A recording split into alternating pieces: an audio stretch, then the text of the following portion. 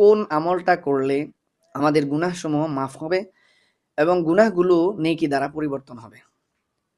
উত্তর হচ্ছে আল্লাহ সুবহানাহু ওয়া তাআলা যতগুলো ইবাদত দিয়েছেন প্রত্যেকটা ইবাদতের মাধ্যমে আল্লাহ সুবহানাহু ওয়া তাআলা ছোট, ছোট যত গুনাহ আছে যেগুলোকে আমরা সগীরা গুনাহ বলে থাকি, আল্লাহ সুবহানাহু ওয়া তাআলা সকল সগীরা গুনাহগুলোকে মাফ করে দেন এ নেক আমলের দ্বারা, আমলে সালেহ করার দ্বারা।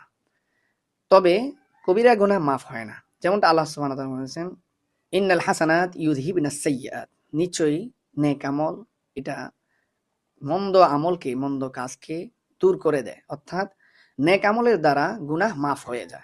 এখানে গুনাহ মাফ হওয়ার দ্বারা আল্লাহ সুবহানাহু ওয়া তাআলা সগীরা গুনাহকে বুঝিয়েছেন। সকল মুফাসসিরিন ইকরাম এই কথায় একমত। তাই বড় গুনাহ কিভাবে মাফ হবে?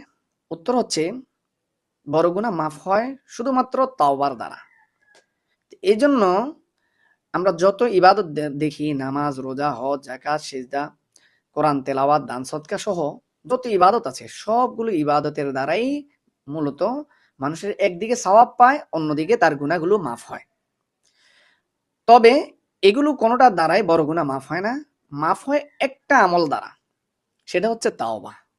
এই তাওবা এটার গুরুত্ব অনেক বেশি আছে। তাওবা এবং ইস্তিগফারের দ্বারা আল্লাহ সুবহানাহু ওয়া তাআলা এক তো বান্দার সগীরা গুনাহ মাফ করেন, সাথে, সাথে তার কবিরা গুনাহগুলোকে মাফ করে দেন। এবং তার যে গুনাহগুলো ছিল সেই গুনাহগুলোকে আল্লাহ সুবহানাহু ওয়া তাআলা কনভার্ট করে এটাকে নেকিতে পরিবর্তন করে দেন। যেমনটা আল্লাহ সুবহানাহু ওয়া তাআলা ঘোষণা করেন সূরাতুশ শুরার ৭০ নং আয়াতে, "ওয়ামান তাবা ওয়া আমানা ওয়া আমিলা সালিহান ফাউলাইকা ইউবাদদিলুল্লাহু সাইয়্যাতিহিম হাসানাত ওয়া কানা আল্লাহু গফুরার রহিমা।"